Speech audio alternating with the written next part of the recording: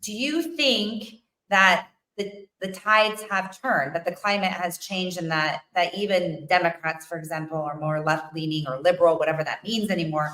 People are now more awake to what's going on and willing to step into the fray to stop these kinds of, this kind of government overreach, or are they still, either not aware of what's going on or unwilling to participate? That's an interesting question. So first of all, I sort of say I'm left leaning. I mean, I'm kind of in the traditional sense, like I'm a sort of civil libertarian, like old school leftist that believe in equality for everybody. I'm not, then I'm sort of I tend to be anti-war. I mean, I'm not saying there are no wars we should be involved in, but I think we should not be involved in very many of them. Certainly not as many as we are now. But I is sort of what we call the left now. I would say I don't have a lot in common with for the most part.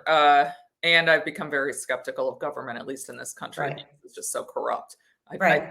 We see models in other parts of the world, especially Western Europe, where sort of larger government works well, but it doesn't seem to do so in this country. So in any event, just to preface that, I don't think things would go down any differently if they happen now. I actually think a lot of it has to do with this like really poisonous political divide between the right and the left, where the two hate each other so much that everything is just about scoring points against the other team.